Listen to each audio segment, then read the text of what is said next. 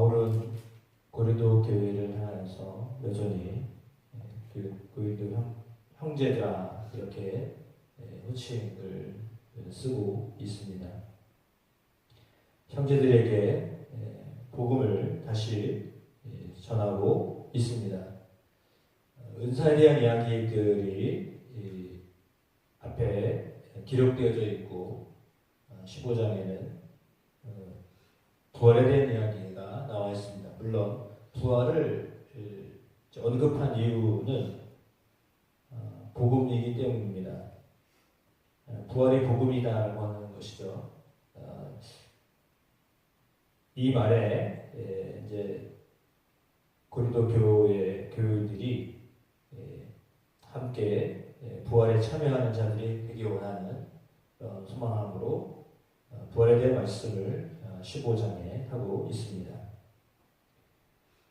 그러면 은사에 대한 이야기, 성령에 대한 이야기를 하고 난 다음에 복음에 대한 이야기를 이제 뒤쪽에 기록했습니다. 그것은 현상적으로 나타났던 고린도 교회의 문제들이 먼저 시급했기 때문에 문제에 대한 이야기를 풀어내기 위하여서 은사에 대한 이야기를 먼저 하였고, 이제 본질적으로 그러면 우리가 무엇을 붙잡아야 되는가라고 하는 것이죠. 그러니까 은사는 각각 다르게 나타나고 그 은사들은 자신을 위할 뿐만 아니라 신앙 공동체, 다시 말하면 교회의 덕을 세우기 위하여 하나님이 각 사람에게 나누어 주신 것이다 라고 하는 말씀을 전한 후에 오늘 본문에서는 부활에 대한 말씀을 하고 있습니다. 본질에 대한 이야기를 뒤쪽에다가 이렇게 위치해 놓고 있다라고 볼 수 있습니다. 사실 중요한 이야기이기 때문에 이제 뒤편에 놓았는데, 어찌 보면 고린도 교회의 데살로니가 교회, 다른 교회들 역시 마찬가지이지만 그 지역에 있어서 그들에게 가장 중요한 것은 무엇인가라고 하였을 때 오늘 15장 말씀은 다른 어떤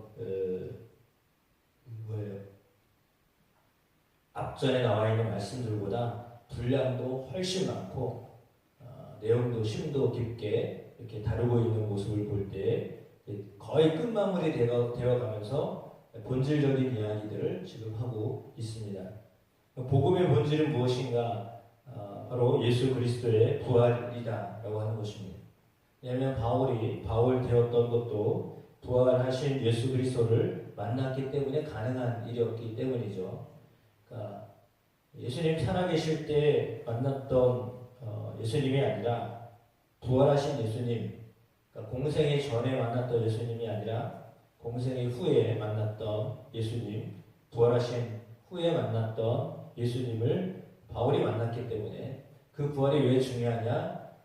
대부분의 사람들이 예수님을 공생의 예수님을 만나지 않기 때문입니다. 그러니까 사도나 당시에 예수님과 함께 살았던 그 동시대 사람들을 제외하고는 거의 모든 사람들이 부활하신 예수님을 만나기 때문입니다. 그러니까 지금도 역시 마찬가지로 살아계신 예수님, 살아계신 하나님 이 표현을 할 때에 항상 계신 분이다라고 이렇게 믿고 있는데, 그거는 육체로 계셨던 예수님을 믿지만 그러나 실제 우리가 경험하는 예수님은 부활하신 예수님을 경험하는 거예요. 승천하신 예수님을 만나는 거죠. 특별히 우리 가운데 성령으로 오신 분, 성령으로 우리 가운데 임재하신 하나님을 이제 믿는 거죠. 그러니까 그 부분에 대해서 오늘 말씀하고 있는 겁니다. 아마도 사도권에 대한 이야기를 하지 않을 수 없는데, 오늘 본인이 고린도 교회를 향하여서도 언급하고 있는 것처럼 나는 자격이 없는 사람이다. 왜냐하면 교회를 핍박했던 사람이고 사도라고 칭함을 받기도 감당하지 못하는 사람인데, 그러나 그럼에도 불구하고 내가 이렇게 사도가 되었던 것은 하나님의 은혜로 되어진 것이다 라고 하나님의 은혜는 헛되지 않다라는 말씀을 하고 있습니다. 그 하나님의 은혜가 아니었으면 나도 여러분들에게 복음을 전할 수가 없었다라고 하는 말이죠. 이 말은 무슨 의미가 있느냐 하면 고린도 교회의 성도들도 동일하게 부활하신 예수님을 만난 사람들입니다. 그러니까 생전에 계셨던 예수님이 아니라 부활하신 예수님을 믿음으로 말씀을 믿음으로 전에 들은 말씀을 믿음으로 믿음이 생겨난 사람들이죠. 그러니까 믿음은 하나님의 전적인 은혜입니다. 믿음은 은혜입니다. 하나님이 우리를 위하여서 하신 일, 특별히 예수 그리스도를 통하여 우리를 얼마나 사랑하시는가를 알려주고 있는 것이 십자가와 부활인데, 특별히 바울이 부활을 강조하는 이유는 부활하신 예수님을 경험하고 그 부활하신 예수님이 지금도 자신과 함께 하신다라고 하는 믿음이 있기 때문입니다.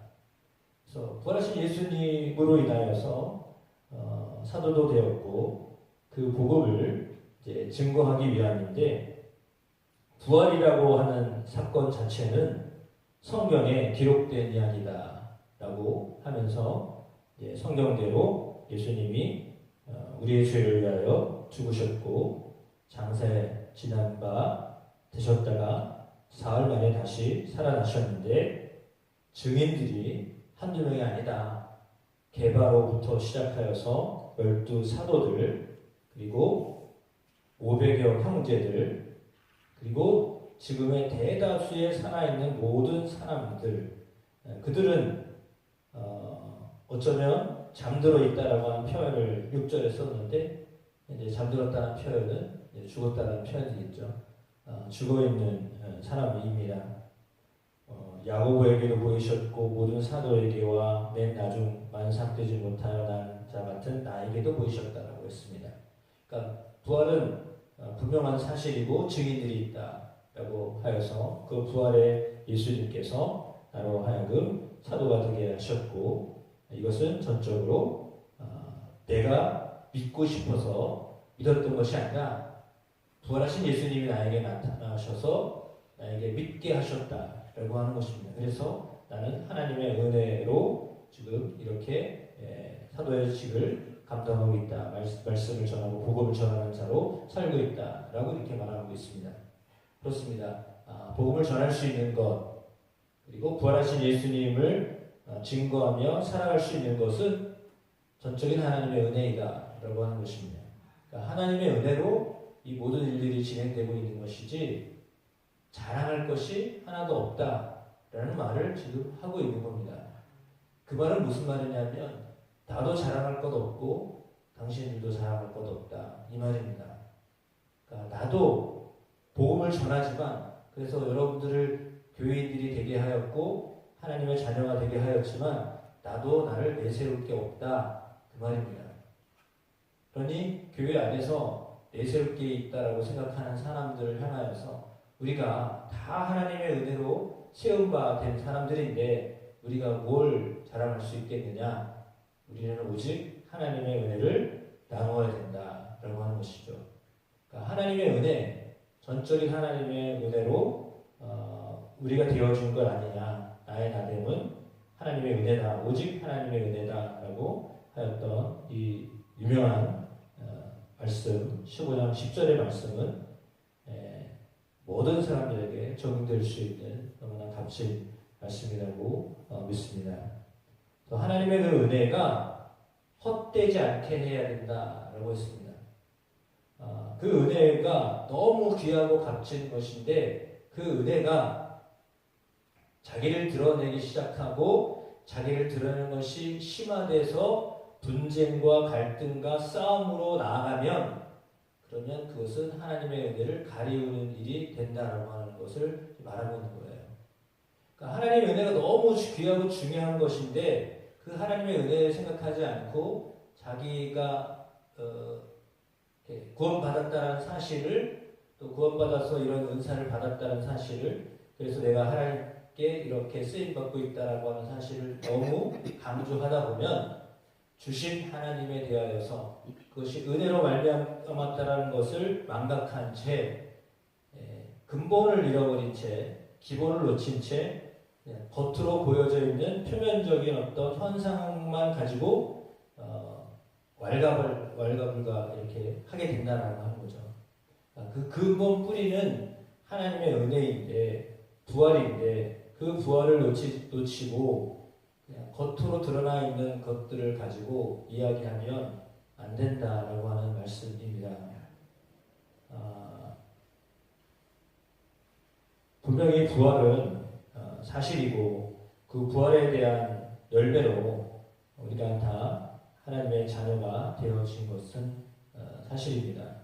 그래서 부활이 복음인데, 예수님의 다시 사심이 복음인데, 따라서 우리도 예수님처럼 다시 부활하게 될 것인데, 그것을 마음판에 새기며 살아야 된다라고 하는 것입니다. 사실 이 말씀은 어떻게 보면 현실을 살아가지만 현실 가운데 앞으로 일어날 그 미래에 대한 부활할 것에 대한 믿음으로 살아가고, 현실 또한 여전히 하나님이 우리에게 허락하신 은혜로 살아가고 있다라고 하는 것을 잊지 말아라 라고 하는 것을 말하는 겁니다. 그러니까 내게 주어진 것은 너무나 좋은 것이고 값진 것이고 복이 있는 것입니다. 그것이 우리가 살고 있는 이 땅에서의 어떤 그 은혜, 은택, 누림, 예를 들면 대한민국에 살고 있다는 것, 이것은 우리가 어떻게 살게 된 겁니까? 라고 물었을 때 대한민국을 그냥 대한민국이 되게 된 것은 어떤 이유가 있을 거 아니에요. 지금 현상, 지금 그래도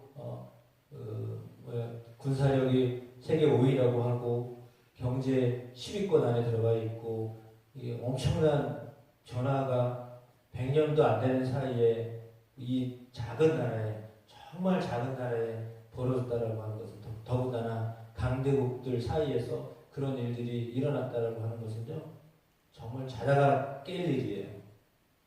있을 수가 없는 일이에요. 생각하면 생각할수록 이게 자연스럽고 당연한 것이 아니라 있을 수가 없는 일이 지금 벌어지고 있는 거예요. 근데도 우리가 그런 생각을 하지 않아요. 왜냐하면 우리 부모님들이 힘쓰고 애썼던 것에 대한 것들을 아느냐 모르느냐, 사실 젊은 세대들이 잘 모르거든요. 저희도 잘 모르는데요, 우리 다음 세대는 더 모르죠.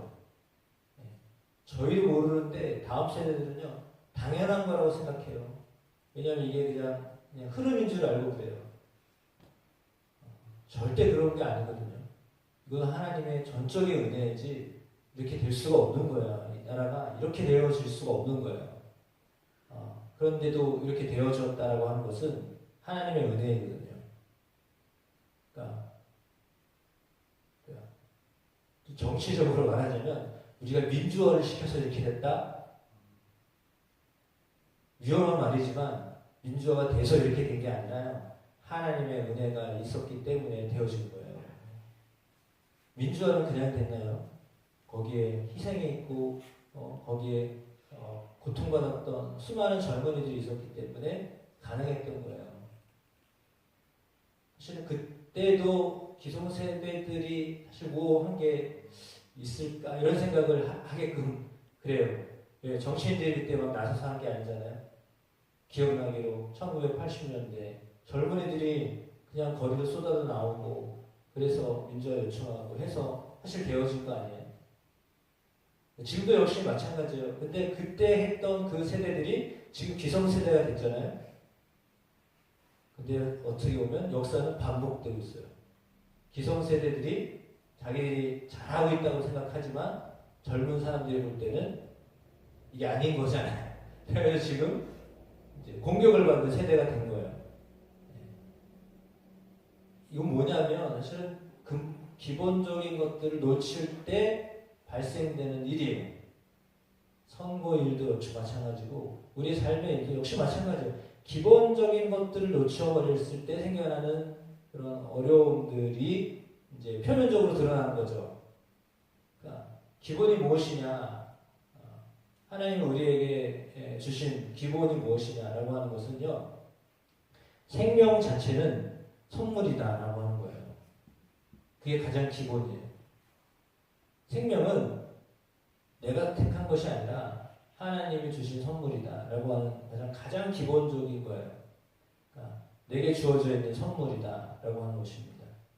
부활도 선물이었고, 그 말은 은혜였고, 그렇죠? 우리가 살아가고 있는 것도 하나님의 은혜입니다. 물론 우리가 열심히 사는 건 맞지만, 그러나 하나님의 은혜로 모든 일들이 되어져 가고 있다라고 하는 가장 기본적인 것들을 놓치지 않아야 된다라고 하는 겁니다.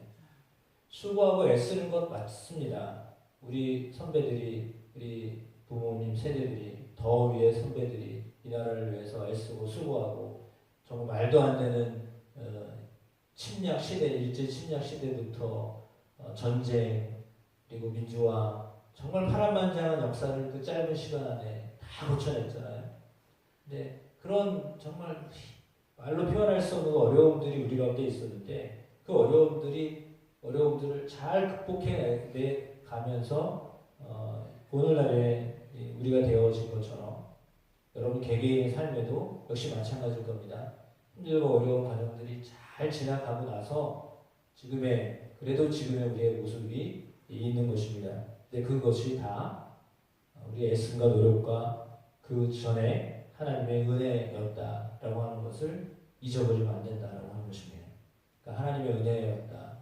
그 모든 것이 하나님의 은혜였습니다라고 하는 그 믿음의 고백에서 지금의 우리가 있다, 지금의 내가 있다라고 하는 사실을 항상 놓치지 아니하고 살아가는 여러분의 삶이 되시기를 주의 이름으로 축복합니다. 분명히 우리는 그리스도 안에서 다시 부활하게 될 것이고, 그 부활을 증거하는 삶을 살게 하십니다. 예수님 부활하신 것처럼 우리도 부활하게 될 것이고, 그 부활은 생명이 영원하다라고 하는 사실은 그리스도로부터 받은 것이기 때문입니다. 그리스도로부터 온 이 생명이 모든 사람들에게 전해지고 또 증거되어지는 날들이 계속 있게 되실 줄로 믿습니다.